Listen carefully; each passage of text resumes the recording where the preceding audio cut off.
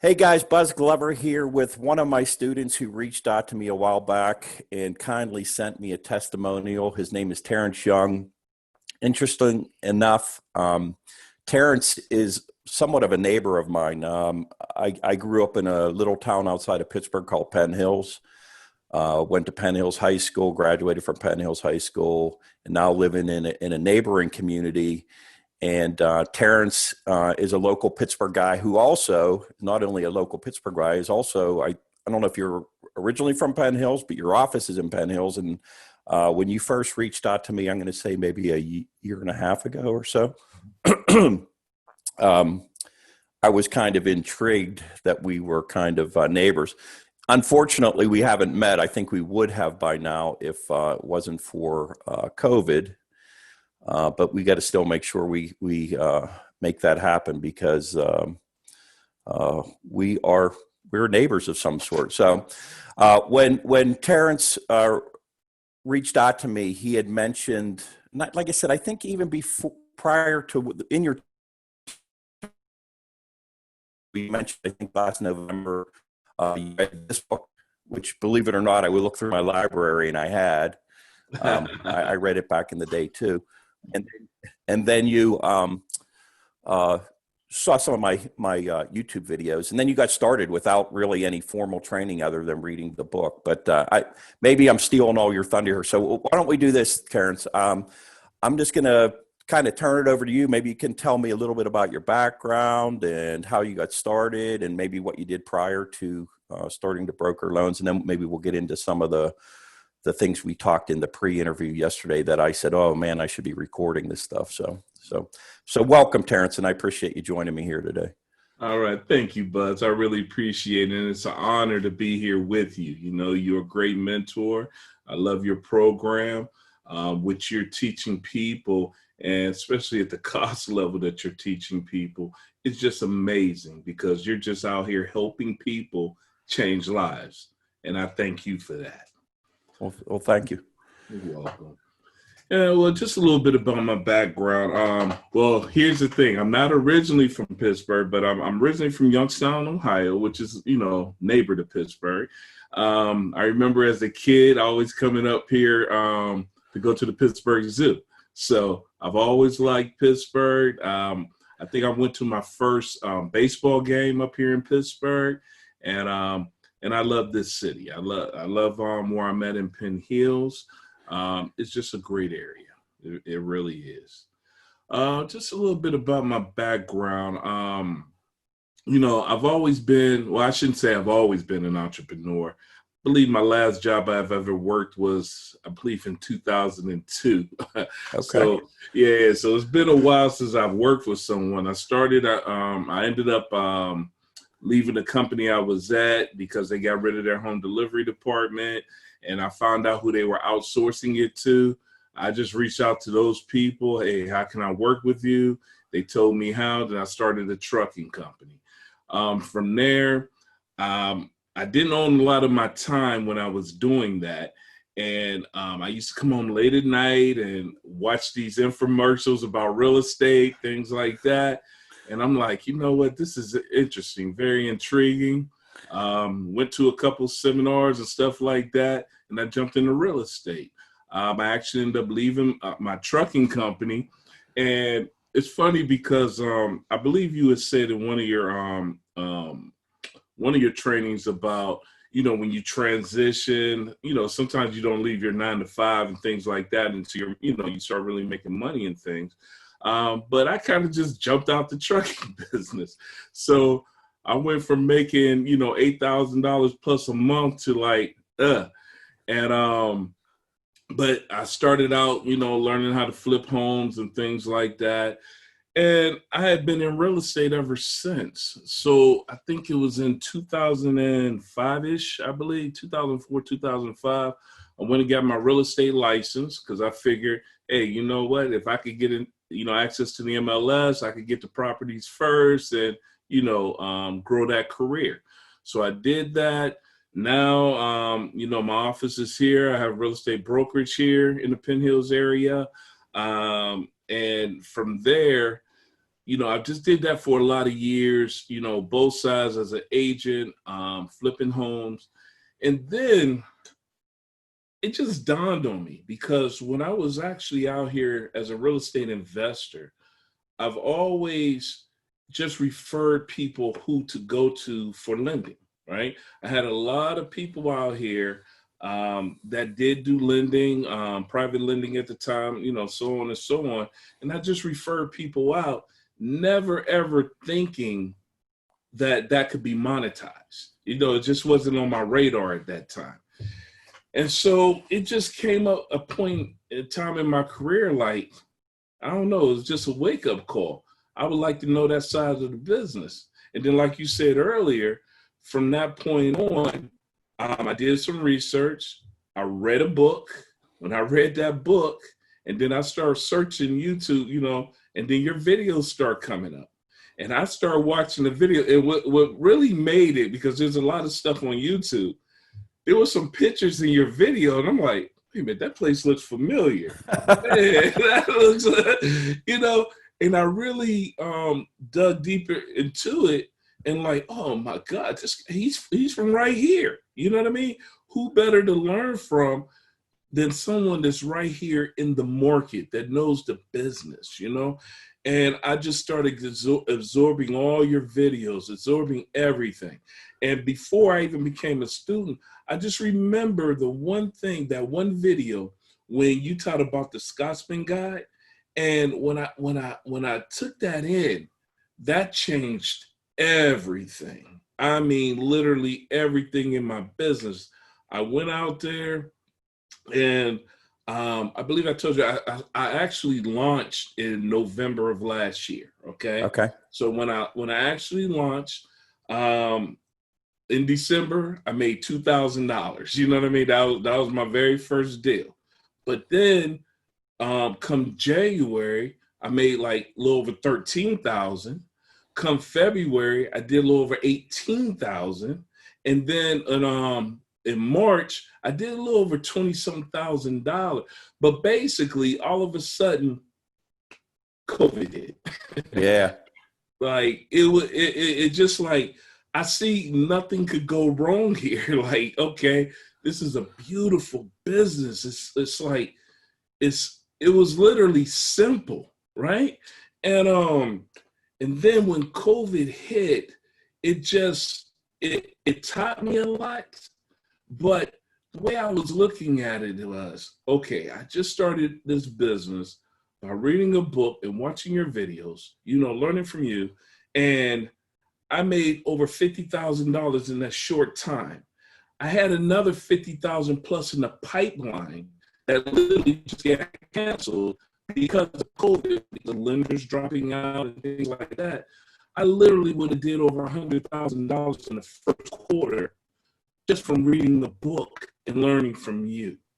So that's how I got started in this business, which has been a very amazing business. Well, that's fantastic. And you know what? When I hear you talk, I can tell that, certain guys that throughout, all the free content that I offer on YouTube and so forth have reached out to me. But the guys that are going out and making it happen, because I can show you everything that I've known and have lived, but going out and doing it is another story. And I can tell you're one of those guys that goes out and makes it happen, which is kind of probably even more important than the learning part of it. Well, for that matter, you were funding deals prior to you even taking my mastermind course. So that's I commend you for that. I guess the question I have for is really two questions from what you just mentioned. One is, prior to you even getting into the business, you mentioned that you would reach out to various brokers for deals. How would you decide who you would refer on a deal even prior to getting into the business? Well, it's just more or less because what happens is, like, I would actually teach people real estate investing, okay?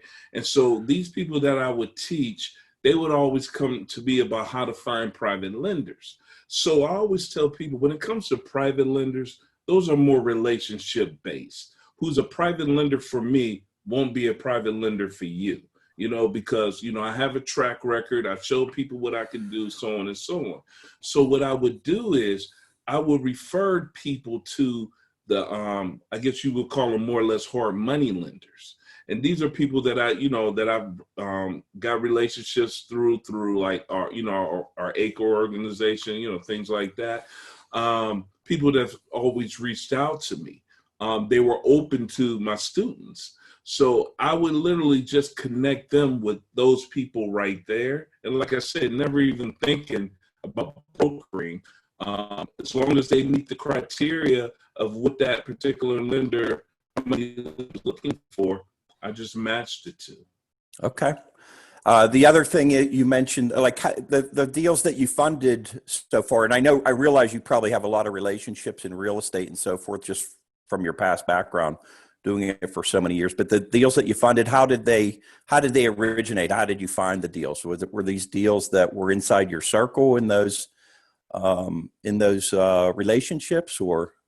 Well, somewhat, okay, because what it is, there was a lot of buy and holds, buy and fix and flip property, within those deals when I first started, right? But see, I also have what you call a network marketing background, so I think a little bit differently, okay? I've always believed in leverage, no matter what type of business. If it's me as a real estate, brokerage, where I have other agents and I leverage them going out doing what they do and, making a little piece off of that, so on and so on. That's always been my business model. I actually created what you call an IBA program in the very beginning. And with that IBA, it stands for Independent Broker Agent. And I did reach out to my circle because, understand, like through the real estate investment, I'm nationwide, okay? I got people basically in all 50 states that I can deal with. So I literally put a program together. They paid $250, you know what I mean? Like a onboarding fee, where I give them a website. So, and everything, I give them a link where anybody that they find the deal, for, to send them to their website, send them to their application. It actually comes to my system and it's all coded to them. So this is how I was getting deals from the very beginning. Like say for instance, right now, I probably got over $11 million worth of deals in my pipeline. Nice. Now, all those deals aren't going to be, pan out or whatever, but I have different people in different areas all sending deals because they pay $100 a month just to be a part of that. And what they can make out of that is phenomenal compared to what they pay, right? Gotcha. So yeah. That's my lead generation right there. Just, Okay. these people just bringing me deals. Okay. So really cool. And it's a nice system, and it's kind of something that even interests me more that we might have to talk offline on. But I guess the next question is, so you get your first finance deal in, and now you kind of have to do a write-up and decide on what bank to take it to. How did you go through that process? I know that it's a little daunting the first time because I've had many students who go through my program and then they reach out to me and they get their first deal and they're kind of freaked out a little bit. And now they're like, okay, what am I going to do? I need to close this. And then, how did you decide where you were going to take it, and how did you finally get it funded? Okay, well, on the first deal that I actually did, I did what you said on the video. I went to the Scotsman guide. I actually put in, well, back then, Scotsman guide was, the website was a little bit different. And so, but I did it the way you said in the training. I was able to look and see who was in my area that would fund that type of deal that I had. Once I did that, I reached out to them and I told them what I had. And, then they gave me the information. Well, I had to do broker paperwork with them. Broker application. Okay. Yeah. Exactly. And so once I did that, I presented the deal to them. They actually gave me a template of what they wanted to see. And just so they can evaluate the deal. So actually what their template is, I actually made a part of my application, like for, on my website, things like that. And so, and and I added little nuances, for the different lenders that might ask for different, different types of things. So once I did that, and once I started going through my first deal, I always sit there and I jot down like everything that they were asking me for, because there were certain things that they were asking that wasn't necessarily, on the checklist. So everything they asked me for, I just jotted it down, and then I made my own checklist. So now, once I got past that first one, it was pretty simple, because all I do is go to the next person. Okay, once we get everything evaluated, this is what I'm going to need. So, I need, if I'm doing bank statement only, okay, I need your last 2 months bank statement. I need your corporate documents. I need a good faith, sales contract, things of that nature. But that's basically it.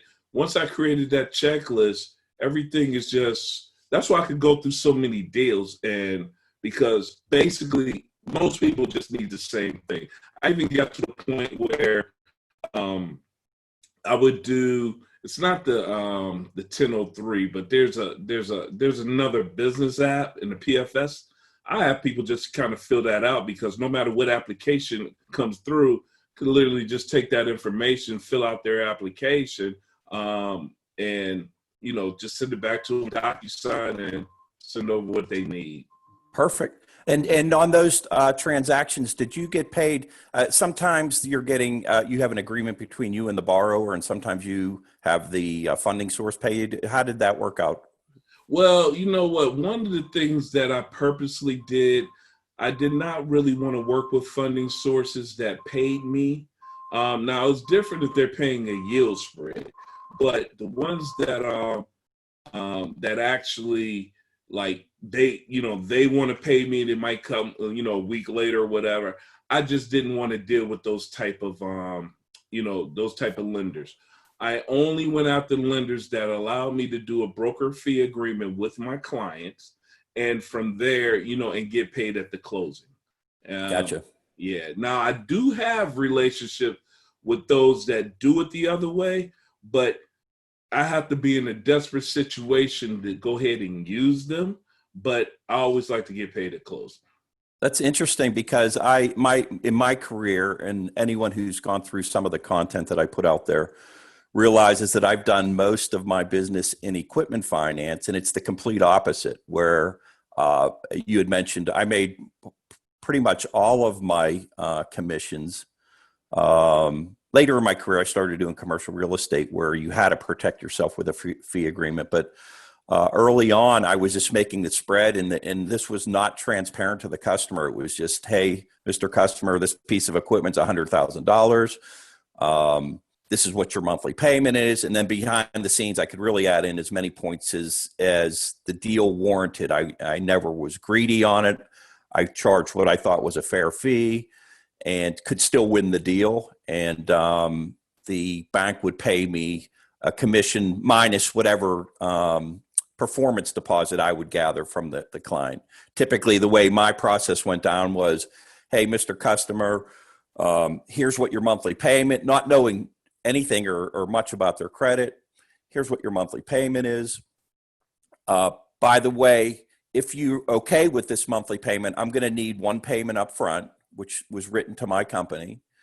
And then that's when the credit work would start. Now, if I ran into a credit issue and I had to go out and sell a higher monthly payment, then I'd have to go back to the customer. And if they weren't okay with it, I would send them back their performance deposit. But if I was able to get it at that monthly amount that I had originally quoted, and they didn't go through with me, then I would, the performance deposit was mine, because I kind of fulfilled my end of the bargain. Right. I said, hey, this is what your monthly payment is going to be. And this is, I got it approved on the monthly terms that you had asked for, or that I proposed to you. But it's kind of interesting, because so it's two different business models. The other thing you had mentioned, you have $11 million in your pipeline right now. One of the things that I kind of tell a lot of new brokers is that in my experience, I only had about a 20 to 30% closing ratio. What is your, I mean, what is your feel in that area? If you have $11 million of business in your pipeline right now, what do you think, what percentage of that do you think you'll close? I'm going to say pretty much what you said, maybe about 20-30%, because like once I go through the evaluation of the deals and everything, it all depends on, you know, where somebody is, you know what I mean? Credit wise. It also depends on, you know, which state these people are coming from. Like I have a guy that's an IBA and I feel bad for him. I mean, he study pays every month and things like that.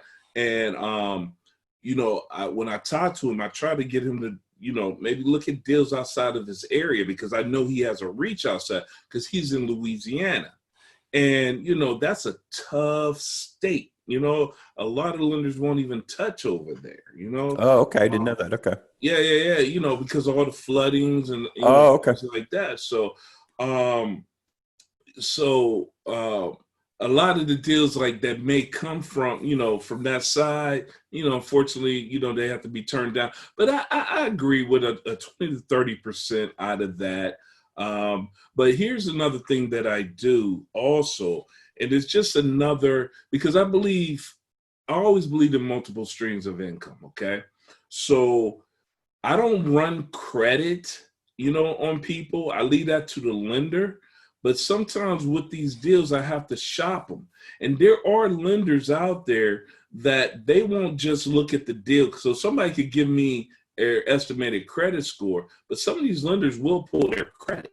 Mm-hmm. And they'll pull their credit. Now their credit came up, blah, blah, you know, we're not going to do the deal.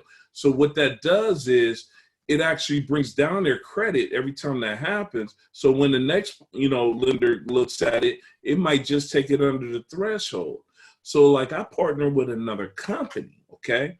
And so with this other company that I partner with, I have a website that I send people to, and they could pull their own credit. It's like $30, $29.95. Oh, They okay. pull their own tri-merge, and then I have them send me a copy of that tri-merge. And then what I do is I send that over with the deal. But it also shows me like, okay, they put on my application, their score is around a 650. You know, now COVID days, you know, you need a minimum of 680 on a purchase, right? Now, buy, fix, and flip, you could still probably get away with around a 660. But if I get their score back and it's like, you know, 620, I already know this isn't going to fly. So I have a conversation with them. Do you have another credit partner? Do you have, you know, the other person on the LLC? Well, let's make that person 19% ownership, you know, I mean, bring you down to 19% and let that other person be, you know, the head credit, you know, in order to make it work. But when I talk about different streams of income, I do that a lot so they can pull it so I can shop them as I need to. But I get the credit reports, they're at wholesale price. So basically, that's just another way to monetize, you know, inside your business.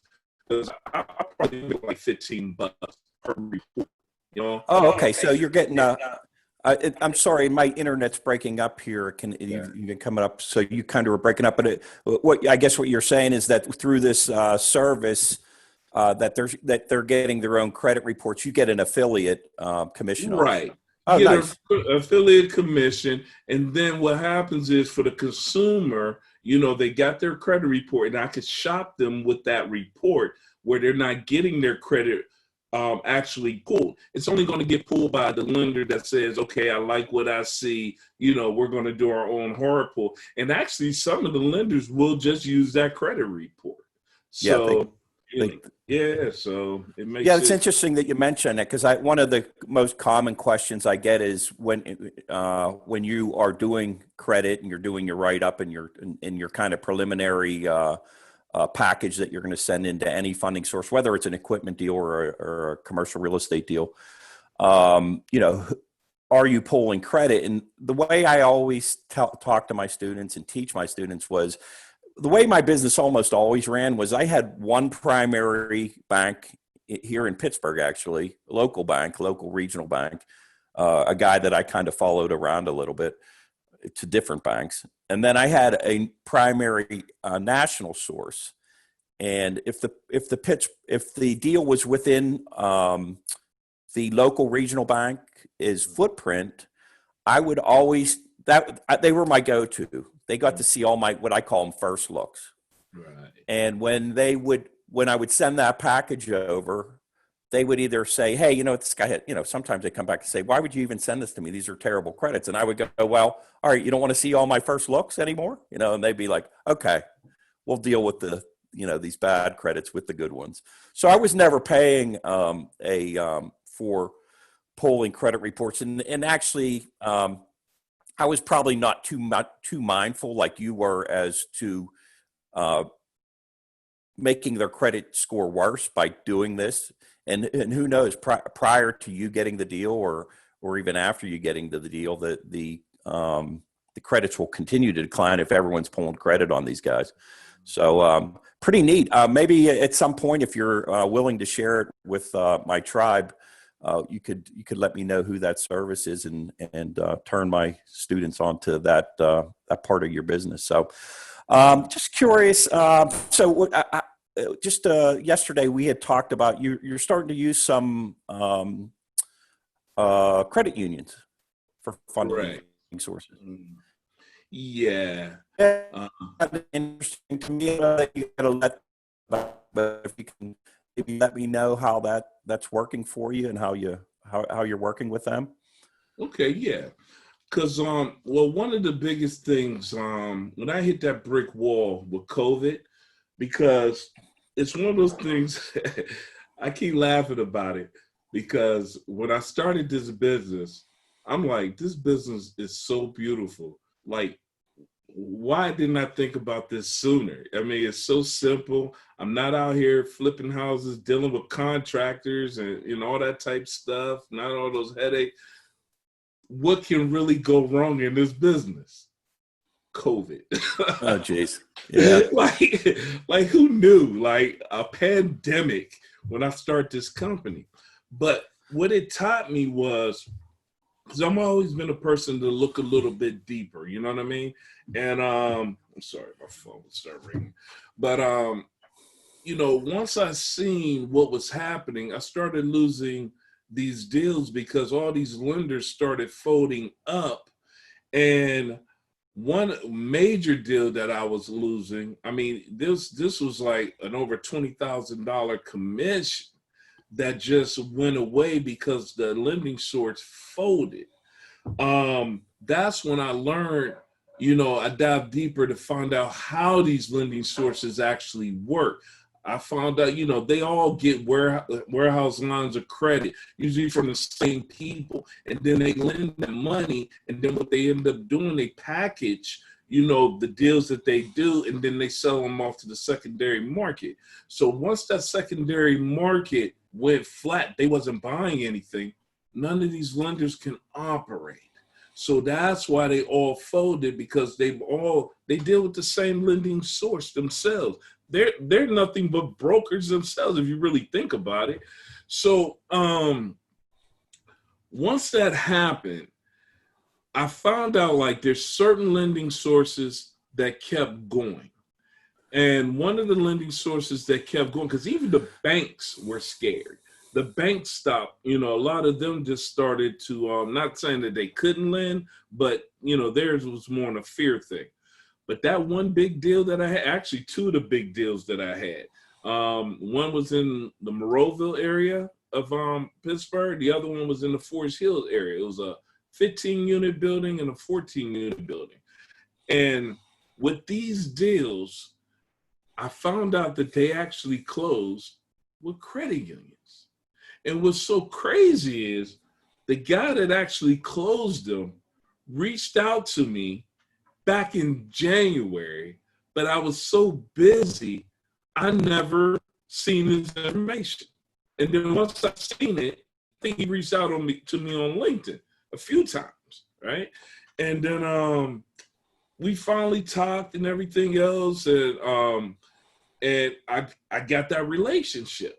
But what I found out is, like, with these credit unions, they're a great source of funding, whether it's equipment, whether it's real estate. they love it all right? Like, they want to allow us to, with the equipment side, they won't allow us to build what you got to do for free. Terrence, hold on one second, because you're breaking up, because probably I got to really look. I have like these extenders in my home where I'm recording this. But so you're saying the credit unions were doing equipment, and then after that you started to break up. So, oh, okay.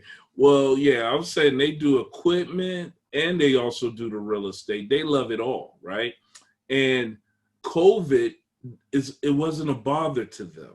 They were still open, they were still funding with no problems whatsoever. So what I've done is, like, I've only been going after, I still got some of my lineages that came back in business, but I really try to go after these different type of credit unions. I want to almost say, I don't know if recession proof will be the right word, maybe COVID proof type of lending sources, that I know, when times get like this, that I could still go to be able to fund deals for people. Gotcha. Interesting. Well, it's interesting, and I'm glad that you're doing so well. And like I said, I kind of always our conversation, I think, before we even got started in November. I think we might even talk maybe a year before that, when you maybe first discovered me on YouTube or whatever. That you were a go-getter, and like I said, one of the biggest things you need to do in this business is not only learn how it works, but go out and do what's necessary every day to form those relationships, to form not only with referral sources or the group that you formed, which I think is wonderful, but also to start forming those funding source relationships. And I always preach this, and I've said it probably a million times. The business is funny. When I first started this, I developed this course in 2016 when I was honoring a non-compete after leaving a super brokerage, an equipment super brokerage. And when I first started to promote the business, I used the word easy, and it's really not easy. It is simple, though, and you mentioned that a few times in this interview. It's not easy because you got to go out, and in the beginning, you got to build that pipeline. You got to do all the right things to get that pipeline built up. But all the deals are pretty similar. You got to go out, figure out how to get people to trust you to send the business to you. Then you need to know what to ask the borrowers for to create the package. Then you need to know how to do that quick write-up so the lender can look through that deal very quickly without having to go through that whole package and decide that, hey, this fits into our wheelhouse, or this does not fit into our wheelhouse. And within 5 or 10 minutes, they can say, no, Terrence, we don't like this deal, or hey, Terrence, we love this deal, send us the rest of the package. And then finally, just get the documentation done, whether it's done at a closing at the funding source, or you're taking out their documents. However, they he who has the gold makes the rules type deal. So whatever, you go out and you're basically just taking paper from the borrower, getting it to the funding source, and then getting that nice commission check. So with that said, I'm going to leave it with maybe you can tell people how they can reach out to you, what would make sense for them to call you on. I just don't want you to get a bunch of nuisance calls, as we talked about in the pre-interview. Right. Maybe I believe the name of your company is eFunder. Correct. eFunder LLC. Yeah, okay. Well, it's Funder LLC, and my DBA is eFunder. Okay. So yeah, and I actually checked out your website, which is awesome, by the way. Just tell me a little bit about your company, how people can reach out to you, and maybe what they should reach out to you or not reach out to you for. Okay. My company is eFunder. You could go to my website. It's eFunder.pro. Everybody go to eFunder.com, but it's eFunder.pro. You could, if you go there, you can see the type of deals that I do. I'm more or less on the commercial side, but I can help anybody pretty much in all avenues of brokering, whether it's business loans, SBA loans, whatever. I'm on Facebook. If you just type in Terrence Young Pittsburgh, it's TERENCE YOUNG. There's a whole bunch of Terrence Youngs out there, but if you type in Pittsburgh, you'll see my picture. It's me. I believe I have eFunder somewhere on my page too. But yeah, feel free to reach out to me if you have any questions. Like I said, I'm more or less on the commercial real estate side than I am on the equipment side of it. I'm really trying to learn that side of the business. I kind of enjoy being a generalist like that, to be able to help people in all areas. But my specialty, I got to be honest, is with the commercial real estate. So whether it's 1 to 4 units as investment properties, if it's office buildings, any type of commercial, it doesn't matter. But yeah, just feel free to reach out, and if I can help you, with a deal, or if you have a question on the deal, yeah, I don't mind helping. Okay, great, Terrence. I appreciate it, and I appreciate you putting that out there for others to reach out to you for any help that you can give them. Two last things. One is I'll make sure on this video here, when I do the editing, that I'll put up your contact information for people to reach out to you.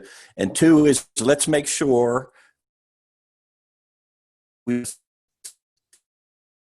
COVID thing ends, or now where I'll go out into open air restaurant, and it's on me. So let's connect, and let's do it sooner than later, because I love seeing people that are successful in the business and who are building that pipeline and making things happen. So appreciate it, Terrence, and let's talk again soon, and we'll go from there. Sounds good. All right, thanks, Terrence. All right, peace, man. Peace out. Bye.